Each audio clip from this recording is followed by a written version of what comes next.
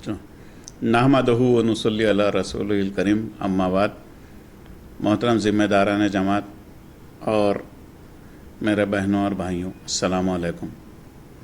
सबसे पहले तो मैं माफ़ी चाहूँगा कि मैं इस प्रोग्राम में पर्सनली हाज़िर नहीं हो सका हूँ। उसकी कुछ वजूहत है जो मैंने ज़िम्मेदारान को बताया था। बहरहाल मैं इस वीडियो के ज़रिए कोशिश करूँगा कि आप तमाम तक जो मुझे उन्वान दिया था प्री मैरिटल काउंसलिंग या शादी से पहले का सलाह मशवरा, इस बारे में आपको कुछ मालूमात पेश करूँ। सबसे पहले तो हम इस बात पर गौर करेंगे कि शादी क्या है। शादी समाजी और क़ानूनी नुक्ते नज़र से एक रस्म है जिसमें एक मर्द और एक औरत अपनी ज़िंदगी भर एक दूसरे के साथ शरीक हयात के तौर पर एक दूसरे को कबूल करते हैं। इसके ज़रिए ज़ौजैन या स्पाउसेस कुछ इख्तियारात हासिल करते हैं और उन पर कुछ ज़िम्मेदारियां भी आयद होती हैं। इस तरह दो ख़ानदान जुड़ते हैं और एक नया ख़ानदान वजूद में आता है।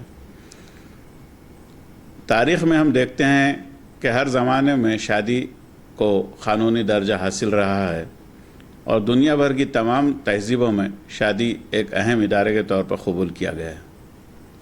आइए अब हम शादी से मुतालिक़ इस्लामी नुक्ता नज़र पर गौर करें।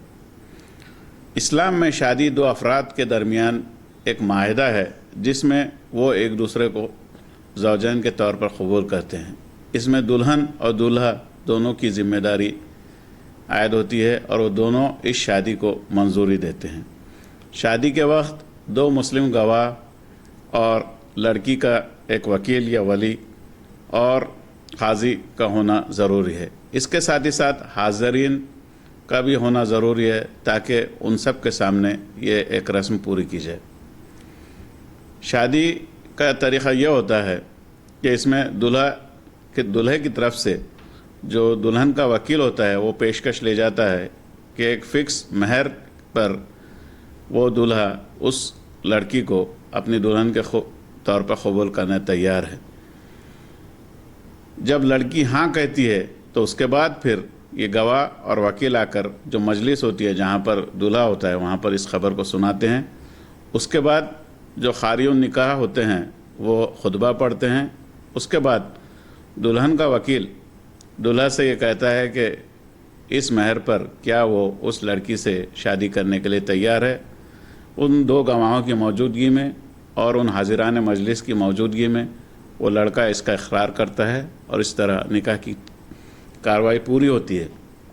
इसके बाद जो हाजिरीन होते हैं वो लड़का और लड़की के हक़ में दुआ करते हैं। इससे पहले जो खुतबा निकाह होता है, खुतबा निकाह में कुछ आयतें होती हैं जिनमें ज़ौजैन के हुकूक़ के बारे में मालूमात दी जाती है, प्लस खबरदार किया जाता है कि अल्लाह सबका निगरान है और आप लोग जो अल्लाह के नाम पर जो अहद व पैमान कर रहे हैं उनको ज़िंदगी भर आपको निभाना है। इस बारे में इसको कबूल कर। इस तरह हम ये देखते हैं कि जो शादी या निकाह की जो कार्रवाई है इस्लाम में वो बहुत ही सादा होता है। इस निकाह के बाद ये ज़रूरी नहीं है कि लड़की के घर वाले जो हाजिरीन हैं, जो शुरका है, उनको ताम का नज़्म करें, लेकिन लड़के के लिए या उसके घरवालों के लिए ये ज़रूरी है कि वो दूसरे दिन या उसके बाद एक खाने का नज़्म रखें जिसको वलीमा कहा जाता है।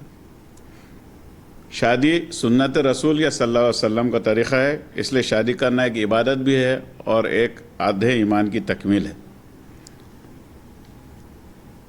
एक मिनट स्टॉप।